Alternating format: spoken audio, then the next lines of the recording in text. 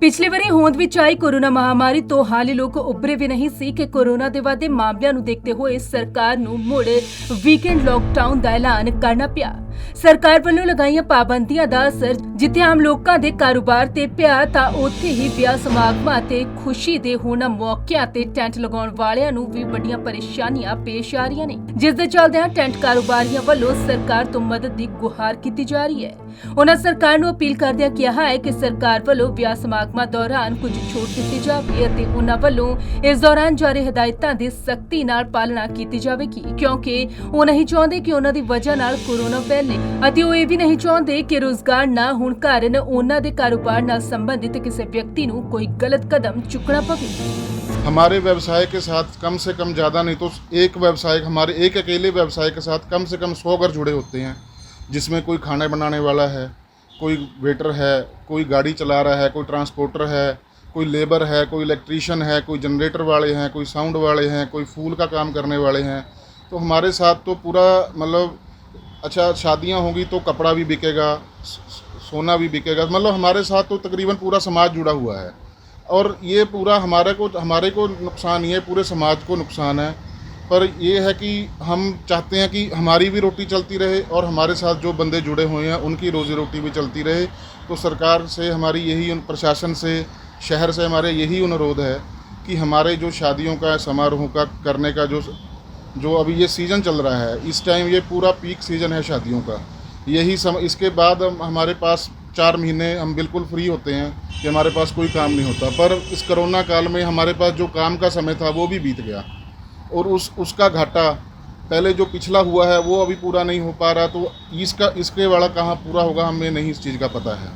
तो हमारा अनुरोध यही है कि प्रशासन से कि शादियों की जो बुकिंग्स हैं वो उनको जारी रखा जाए। हम जो कोरोना के प्रोटोकॉल हैं उसका हम पूरी तरह से पालन करेंगे। अपने व्यवसाय में हमें अपना व्यवसाय बचाना है, हमारे अपने शहर को भी बचाना है, नागरिकों को भी बचाना है। ਉੱਥੇ ਟੈਂਟ ਕਾਰੋਬਾਰੀਆਂ ਨੇ ਕਿਹਾ ਕਿ ਵਿਆਹ ਹਰ ਰੋਜ਼ ਤਾਂ ਨਹੀਂ ਹੁੰਦੇ। ਪਿਛਲੇ ਸਾਲ ਵਾਂਗ ਇਸ ਸਾਲ ਵੀ ਵਿਆਹ ਸਮਾਗਮ ਕੈਂਸਲ ਹੋਣ ਕਾਰਨ ਉਹ ਭਾਰੀ ਭੁੱਖਮਰੀ ਦੀ ਕਾਗਾਰ ਤੇ ਪਹੁੰਚ ਗਏ ਨੇ। ਉਹ ਇਸ ਭਿਅੰਕਰ ਮਹਾਮਾਰੀ ਦੇ ਸਮੇਂ ਦੌਰਾਨ ਪ੍ਰਸ਼ਾਸਨ ਦੇ ਨਾਲ ਖੜੇ ਹਨ, ਪਰ ਪ੍ਰਸ਼ਾਸਨ ਵੀ ਉਹਨਾਂ ਦੀ ਮਦਦ ਕਰੇ, ਕਿਉਂਕਿ ਕੰਮਕਾਰ ਨਾ ਹੋਣ ਦੇ ਚੱਲਦਿਆਂ ਉਹਨਾਂ ਕੋਲ ਕਰਜ਼ੇ ਆਦਿ ਦੀਆਂ ਕਿਸ਼ਤਾਂ, ਬਿਜਲੀ ਦੇ ਬਿੱਲ ਅਤੇ GST ਆਦਿ ਵੀ ਭਰਨ ਲਈ ਪੈਸੇ ਨਹੀਂ ਹਨ। ਪਰ ਬੈਂਕ ਵਾਲੇ ਉਹਨਾਂ ਤੋਂ ਕਿਸ਼ਤਾਂ ਮੰਗ ਕੇ ਉਹਨਾਂ ਨੂੰ परेशान कर रहे हैं। हमारे जितने के चंडीगढ़ के टेंट मेंबर्स हैं, चंडीगढ़ के पूरे देश के टेंट मेंबर्स हैं, आज बहुत ही संकट में भुखमरी के कंगार पे आ गए।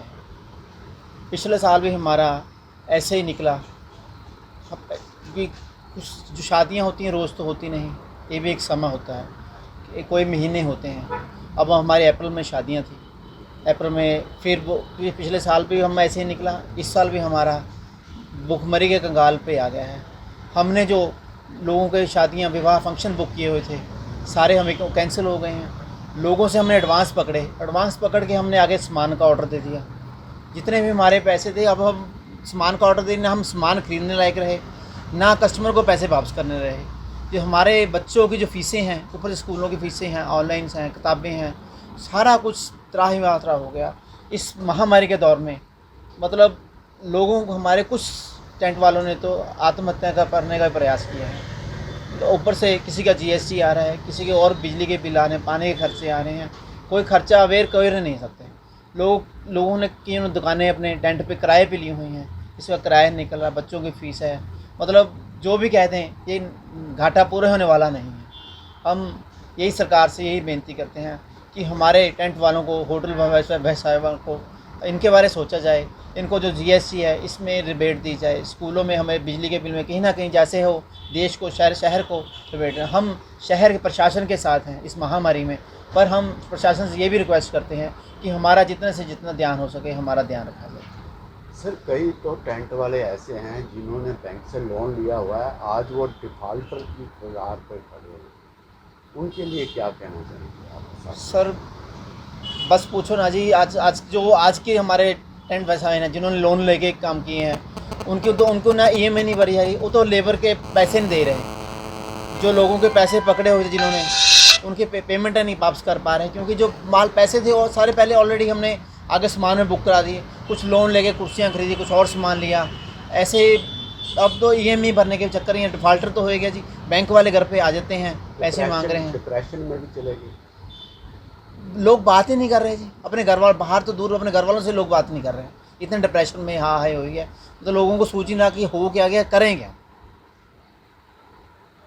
अब प्रशासन से क्या मांग करते हैं? प्रशासन से यही मांगा है कि हमारे टेंट वालों से, जो होटल इंडस्ट्री सब इन सभी के बारे में सोचा जाए। जो हमारे जीएसटी है, हमारे बिजली के बिल हैं, कुछ इसमें हमें किसी न ज़्यादा से ज़्यादा रियायत दी जाए। ਹੁਣ ਦੇਖਣ ਵਾਲੀ ਗੱਲ ਹੋਵੇਗੀ ਕਿ ਟੈਂਟ ਐਸੋਸੀਏਸ਼ਨ ਦੇ ਨੁਮਾਇੰਦਿਆਂ ਦੀ ਅਪੀਲ ਤੇ ਸਰਕਾਰ ਵੱਲੋਂ ਕੀ ਰਵੱਈਆ ਅਖਤਿਆਰ ਕੀਤਾ ਜਾਂਦਾ ਹੈ। ਪਰ ਦੱਸਣਾ ਬਣਦਾ ਹੈ ਕਿ ਕੋਰੋਨਾ ਦੇ ਵਧਦੇ ਮਾਮਲਿਆਂ ਨੂੰ ਦੇਖਦੇ ਹੋਏ ਜਿੱਥੇ ਸਰਕਾਰ ਵੱਲੋਂ ਵੀਕਐਂਡ ਲਾਕਡਾਊਨ ਦਾ ਐਲਾਨ ਕੀਤਾ ਗਿਆ ਸੀ, ਤਾਂ ਹੁਣ ਉੱਥੇ ਲਾਕਡਾਊਨ ਦੀ ਮਿਆਦ ਵਿੱਚ ਹੋਰ ਵਾਅਦਾ ਕਰ ਦਿੱਤਾ ਗਿਆ ਹੈ, ਜਿਸ ਦੇ ਚੱਲਦਿਆਂ ਲੋਕਾਂ ਵੱਲੋਂ ਆਪਣੇ ਵਿਆਹ ਸਮਾਗਮਾਂ ਲਈ ਕੀਤੀਆਂ ਬੁਕਿੰਗਸ ਕੈਂਸਲ ਕੀਤੀਆਂ ਜਾ ਰਹੀਆਂ ਨੇ, ਜਿਸ ਕਾਰਨ ਵਿਆਹ ਸਮਾਗਮਾਂ ਨਾਲ ਸੰਬੰਧਿਤ ਕਾਰੋਬਾਰ ਕਰਨ ਵਾਲੇ ਲੋਕਾਂ ਲਈ ਇੱਕ ਵੱਡੀ ਪਰੇਸ਼ਾਨੀ ਖੜੀ ਹੋ ਗਈ ਹੈ। ਜਗਬਾਣੀ ਟੀਵੀ ਲਈ ਚੰਡੀਗੜ੍ਹ ਤੋਂ ਭਗਵਤ ਸਿੰਘ ਦੀ ਰਿਪੋਰਟ।